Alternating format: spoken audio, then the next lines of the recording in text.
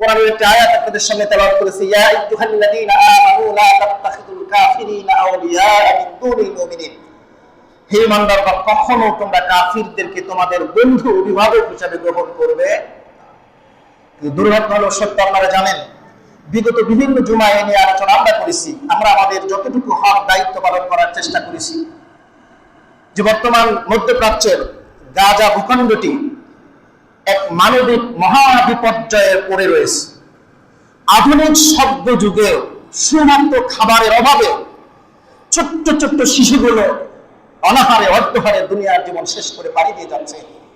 আর এই দুনিয়াকে বলা হচ্ছে, বর্তমান পৃথিবীকে বলা হচ্ছে আধুনিক সভ্য জগৎ। আশ্চর্যজনক, অবাক হয়। সর্বশেষ তথ্য যে কমপক্ষে 120 জনের অধিক শিশু শুধুমাত্র খাবারের অভাবে না খেয়ে খেয়ে কঙ্কালসার হয়ে দুনিয়ার জীবন শেষ করে মারা গিয়েছে। আর আরব বিশ্বের শাসকেরা তাদের বিলাসবহুল জীবন এড়িয়ে দিয়েছে। আল্লাহ আদালতে জবাব দেওয়ার কোনো ভাষা নেই। গাজা ভূখণ্ডটি এমন করেছে, আকাশপথ অবরোধ, স্থলপথ অবরোধ। সর্বশেষ বিশ্বের বিভিন্ন দেশ থেকে কিছু মানবিক ব্যক্তি, তারা তাদের একটি নৌবহর ওয়ার্ল্ড সুমুদ ফ্লোটিলা যেটাকে বলা হচ্ছে, তারা প্রায় 1 মাস আগে থেকে রওনা দিয়েছে। প্রায় 44টি জাহাজে তাদের জন্য ত্রাণ সামগ্রী, প্রয়োজনীয় ওষুধপাতি নিয়ে গাজার নারী শিশুদেরকে সহায়তা করার জন্য গিয়েছে। এত অসভ্য বর্বর একটি মুহূর্তে মনে হয় দাঁড়িয়ে রয়েছে সভ্যতার নামে অসভ্য একটি জগতে।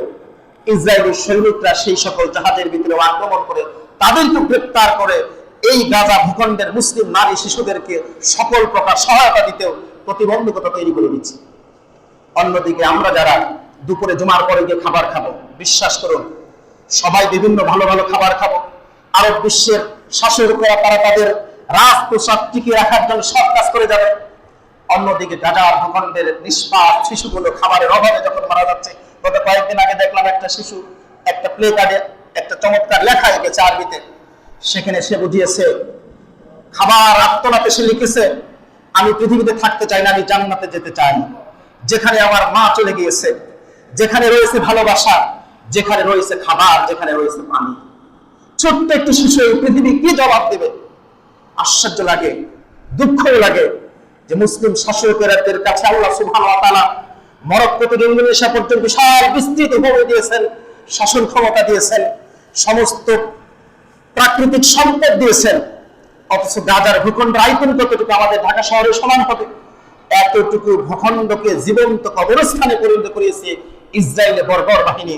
তাদের বিরুদ্ধে শক্তিশালী একটি বাহিনী গঠন করা, শক্তিশালী একটি আওয়াজ তোলা, এই কাজটি এখন পর্যন্ত করতে পারেনি। কোরআনে আল্লাহ ওয়ালা দিয়েছে, ওয়ালা তাহিনু ওয়ালা তাহজানু ওয়া আনতুমুল আ'লাউনা ইন কুনতুম মুমিনিন।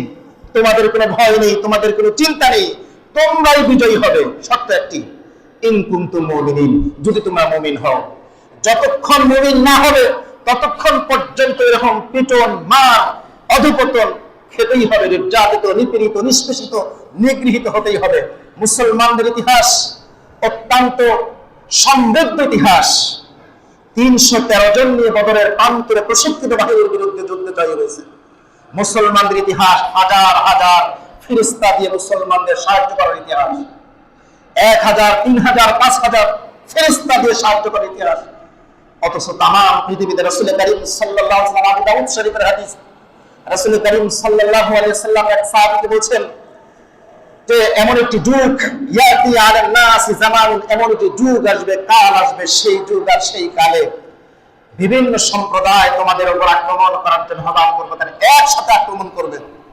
সাহাবীদের একজন বলেন, ইয়া রাসূলুল্লাহ, তখন কি মুসলমানরা সংখ্যায় কম থাকবে এজন্য তারা আক্রান্ত হবে? রাসূল বলছেন, না, সংখ্যায় কম হবে এজন্য নয়, বরং কাল গুসাইস সাইল, তারা হচ্ছে স্রোতের উপরে ভেসে যাওয়া খড়কুটার মতো হবে। অর্থাৎ এই স্রোতকে উল্টা পাশে প্রবাহিত করার মতো ক্ষমতা তারা হারায় ফেলবে। জাস্ট নামে মাত্র মুসলিম থাকবে, সেই ইমানি চেতনা, মুসলিম চেতনা, মুসলমানিত্বের চেতনা তাদের ভিতরে থাকবে। তাদের ভিতরে দুইটি জিনিস থাকবে। রাসূল বলেছেন, হুব্বুদ দুনিয়া ওয়া কারায়াতুল মাউত, পৃথিবীর প্রতি প্রচন্ড মোহ, ভোগ বিলাসের প্রতি প্রচন্ড মোহ এবং মৃত্যুর ভয়, জিহাদ থেকে দূরে থাকার ভয়। এই পৃথিবীর বিলাসিতা, মৃত্যুর ভয়, দুইটি জিনিস তাদেরকে অন্যান্য সম্প্রদায়ের মাঝে আক্রান্ত হওয়ার সুযোগ তৈরি করে দেবে। প্রিয় ভাইরা, ঠিক ওই মুহূর্তেই মনে হয় চলে এসেছে।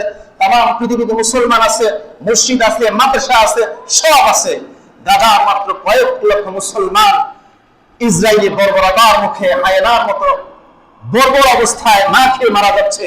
তাদেরকে প্রতিহত করার মতো শক্তিশালী কোন মুমিন মুসলমান পৃথিবীতে নাই। আল্লাহ সুবহানাহু ওয়া তাআলার জাতের কাছে, ইজ্জতের কাছে এই বর্বর জাহিল, এই বর্বর পৈশাচিক আক্রমণের বিরুদ্ধে আমরা তুলে ধরলাম তাদের উত্তম একটি প্রতিশোধার প্রতিরোধ দেওয়ার ব্যবস্থা আল্লাহ সুবহানাহু ওয়া তাআলা এই পৃথিবীতে মুমিন মুসলমানদের মধ্যে তৈরি করে দিক। সকলে বলি আল্লাহুম্মা আমিন। প্রিয় ভাইরা, আমার আলোচনার শুরুতে যে কথা বলেছিলাম, যে রাসূল কারীম সাল্লাল্লাহু আলাইহি ওয়াসাল্লামের সিরাত সংক্রান্ত ধারাবাহিক আলোচনা চলছিল। কোরআনে আল্লাহ সুবহানাহু ওয়া তাআলা রাসূলকে বলেছেন, ওয়া রাফা'না লাকা যিকরাক, আপনার মর্যাদাকে আমি সমুন্নত করব। মর্যাদা দুনিয়ায় যেমন সমুন্নত করেছেন, আখিরাত আল্লাহ সুবহানাহু ওয়া তাআলা রাসূলকে সমুন্নত করবেন। কিভাবে করবেন? একটি হাদিস আপনাদের সামনে তুলে ধরি, সহিহ বুখারীর হাদিস। আনাস বিন মালিক রাদিয়াল্লাহু আনহু বলেন, কিয়ামত হওয়ার পর সারা দুনিয়ার মানুষ যখন হাসরের মাঠে দাঁড়ায় থাকবে, বিচার প্রক্রিয়া শুরু হচ্ছে না, বিচার প্রক্রিয়া হতে হতে হতে হতে দেরি হচ্ছে, মানুষ অস্থির হয়ে যাবে। মিকদারুহু 50 আলফ সানা, হাসরের মাঠের একটি দিন হবে 50,000 বছরের সমপরিমাণ। এত দীর্ঘ সময় বিচারহীন অবস্থায় উৎকণ্ঠায় উদ্বেগে মানুষ অস্থির। আনাস বিন মালিক রাদিয়াল্লাহু আনহু বলেন, সকলে মিলে আবাল বাশার হযরত আদম আলাইহিস সালামের কাছে যাবেন। এই হাদিস আপনাদের সবার জানা, আমি আবার জাস্ট পুনরাবৃত্তি করব না, মূল কথাটুকু বলবো। প্রত্যেকটি নবী রাসূলের কাছে যাওয়ার পর প্রত্যেকটি নবী এবং রাসূল সাজেশন করবে, আমি পারবো না, আমি পারবো না। রাসূল বলছেন, সেদিনের ভয়াবহতা এমন হবে, লা ইয়াতাকাল্লামু আহাদুন ইল্লা রাসূল, সেই হাসরের মাঠে অনন্ত দূরে জাহান্নামকে স্থাপন করা হবে। জাহান্নামের উৎকর্ষতা, জাহান্নামের চিৎকারে, গর্জনে, তর্জনে সমস্ত মানুষ তটস্থ, কথা বলার সাহস নাই। এমনকি ওয়ালা ইয়াতাকাল্লামু আহাদুন ইল্লা রাসূল, কোন মানুষ কথা বলবে না শুধুমাত্র নবী এবং রাসূল ছাড়া। ওয়া কালামুর রাসূল, নবী এবং রাসূলদের একটি কথা হবে জবান দিয়ে, কথাটি হচ্ছে আল্লাহুম্মা সাল্লিম, আল্লাহুম্মা সাল্লিম, হে আল্লাহ নিরাপত্তা দাও, নিরাপত্তা দাও, বাঁচাও, বাঁচাও, এছাড়া কোনো কথা নেই। যখন হাসরবাসীরা নবী এবং রাসূলদের শরণাপন্ন হবে, এই সংকটাপন্ন মুহূর্ত থেকে উদ্ধার করুন। নবী রাসূলরা কোনোভাবেই তাদেরকে খালি এড়িয়ে গিয়ে বলবে, পরের রাসূলের কাছে যাও, তারপরের জন তারপরের কাছে যাও। এভাবে করে করে ঈসা আলাইহিস সালামের কাছে যাওয়ার পর তিনি বলবেন, আজকের সুপারিশ করার কথা আল্লাহর সামনে বলার একমাত্র হকদার আর সাহস রাখেন নবিকুল শিরোমণি মুহাম্মদুর রাসূলুল্লাহ সাল্লাল্লাহু আলাইহি ওয়াসাল্লাম। আনাস বিন মালিক বলেন, আমরা রাসূলের কাছে যাব, রাসূল কারীম সাল্লাল্লাহু আলাইহি ওয়াসাল্লাম আমাদের এই কথা বলার সাথে সাথে তিনি বলছেন, ফাআকুলু লাহা, হ্যাঁ এই কথাটি বলার হক, এখতিয়ার, দায়িত্ব আমার। রাসূল সাহাবায়ে কেরামকে বললেন, তোমরা জানো কেন এই কথা আমি বলবো, যে এই কথা বলার একমাত্র সাহস আমার। বিগত জুমায় আপনাদের বলেছিলাম, রাসূল বলছেন, কুল্লু নাবিয়্যিন দাওয়াতুন মুস্তাজাবা, প্রত্যেকটি নবী এবং রাসূলকে স্পেশাল একটি দোয়া আল্লাহ দিয়েছেন দুনিয়ায়। বিপদে পড়েছ, দোয়াটি চেয়ে নাও, বিপদে পড়েছ তাৎক্ষণিক মঞ্জুর হবে, দোয়াটি চেয়ে নাও। রাসূল বলছেন, কুল ফাতাআজ্জালা কুল্লু নাবিয়্যিন দাওয়াতাহু, প্রত্যেকটি নবী বিপদে পড়েছে দাওয়াতের ক্ষেত্রে, ব্যক্তি জীবনে, পারিবারিক জীবনে, রিসালাতের জীবনে আল্লাহর কাছে স্পেশাল দোয়াটি চেয়ে দিয়েছেন, আল্লাহ তাৎক্ষণিক দিয়ে দিয়েছেন, তার দোয়াটি দুনিয়া শেষ হয়ে গিয়েছে। ওয়াখতাবাতু দাওয়াতি লিশাফাআতি উম্মতি, আর আমি আমার সেই সঞ্চিত দোয়াটি আমি গোপন করে রেখেছি, হাসরের মাঠে আমি আমার উম্মতের সুপারিশের জন্য। সুবহানাল্লাহ। বদরের প্রান্তরে, উহুদের ময়দানে, ব্যক্তি জীবনে কখনো আমার সেই বিশেষ দোয়াটি প্রয়োগ করি নাই, হাসরের মাঠের জন্য রেখেছি। এই জন্য আমার কাছে যখন হাসরবাসী আসবে, আমি বলবো আকুলু লাহা, হ্যাঁ এই দায়িত্ব আমার, আমি সাহস করে বলবো আল্লাহর কাছে আমি সুপারিশ করব। এরপরে আল্লাহ রাসূল কারীম সাল্লাল্লাহু আলাইহি ওয়াসাল্লাম বলছেন, ওয়া আখিরু লাহা সুজদান, আমি মাকামে মাহমুদে সিজদাবদ্ধ হয়ে যাব। ফায়ুলহিমুনি মা হামিদান আহমাদুহু বিহা ওয়া লা তাহদুরুন্নাল আন, সিজদাবদ্ধ হয়ে গিয়ে আমি কিছু তাসবিহ করব, প্রশংসাসূচক আল্লাহ সুবহানাহু ওয়া তাআলার গুণবাচক কিছু বাক্য বলা শুরু করব। সেই বাক্যগুলো এখন ভুলে গিয়েছি, ওই দিন আল্লাহ আমাকে শিক্ষা দেবেন। এরপরে আল্লাহ সুবহানাহু ওয়া তাআলা বলবেন, ইয়া মুহাম্মদ ইরফা রাসাক, আপনি আপনার মাথা উঠান। ওয়া কুল তুসমা, আপনি যা বলবেন সব কথা শোনা হবে। ওয়াসআল মা তুতা, আপনি যা চাইবেন তাই দেওয়া হবে। ওয়াশফা লিমান তুশাফা, আপনি যার জন্য সুপারিশ করবেন সেই সুপারিশটি মঞ্জুর করা হবে। সুবহানাল্লাহ। সূরা দোহায় আল্লাহ বলেছেন ওয়ারাফা'না লাকা যিকরাক, আপনার স্মরণকে আমি সমুন্নত করেছি, মর্যাদাবান করেছি। সেদিন রাসূলকে সুপ্রিম অথরিটি আল্লাহ সুবহানাহু ওয়া তাআলা দিয়ে দিবেন। আপনি যার জন্য সুপারিশটি করবেন তাকে সুপারিশ গ্রহণ করা হবে। রাসূল করিম সাল্লাল্লাহু আলাইহি ওয়াসাল্লাম সুপারিশের কথা আমি গত জুমা বা তার আগের জুমা আমরা শুনেছি, অনেক শুনেছি। এবার একটি সত্য হাদিস শুনবো। সুপারিশটি এমন নয় যে আমরা মসজিদে এসেছি, জুমায় করলাম, আলোচনা শুনলাম, আমরা কিছুটা ভাবাবেগ হলাম, অনুশীলন হলাম, বাস আমাদের জন্য রাসূল সুপারিশ নিয়ে বসে আছেন, এমনটি নয়। রাসূল করিম সাল্লাল্লাহু আলাইহি ওয়াসাল্লাম বলেছেন সেই দিন আমার সামনে কিছু লোক আসবে, ফায়াতিনি কওমুন, আমি তাদেরকে চিনে ফেলবো। হঠাৎ করে ফায়ুহালু বাইনি ওয়া বাইনাহুম, আমার আর তাদের মাঝে একটি পর্দা পড়ে যাবে। ফাআকুলু ইন্নাকুম মিন্নি, আমি ফেরেশতাদের বলবো তারা তো আমার উম্মত, কেন পর্দা পড়ে গেল? তাদেরকে উদ্ধার করার দায়িত্ব আমার, পর্দা সরায় দাও। ফেরেশতারা বলবে ফেরেশতারা বলবে ইন্নাকা তাদরি মা আহদাসু বা'দাকা, আপনার মৃত্যুর পর, ওফাতের পর আপনার আদর্শচ্যুত হয়ে গিয়েছিল, আপনাকে ভুলে গিয়েছিল, আপনার অনুসরণ অনুকরণ কোনো ক্ষেত্রেই করে নাই।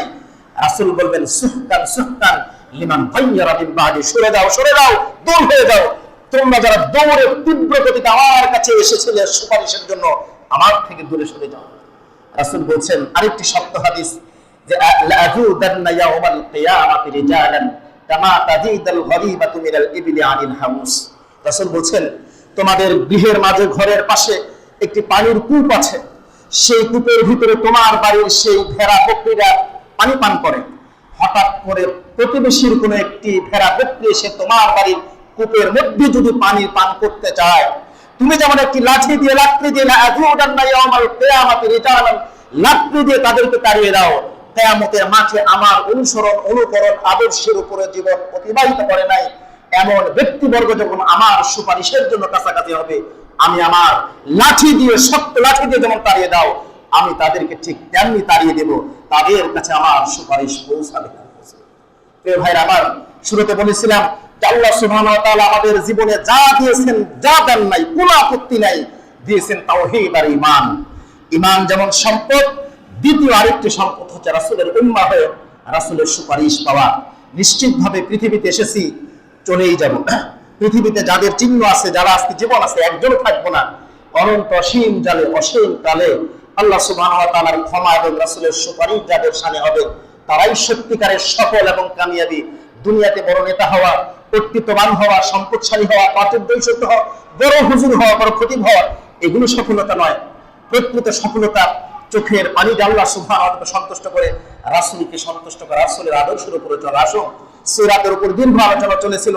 আল্লাহ সুবহানাহু ওয়া তাআলা আলোচনা শুরু থেকে আজ পর্যন্ত যতগুলো জমা সিরাতের আলোচনা করেছি, সবগুলো আলোচনা ধারণ করার তৌফিক দান করুন, বলি আমিন।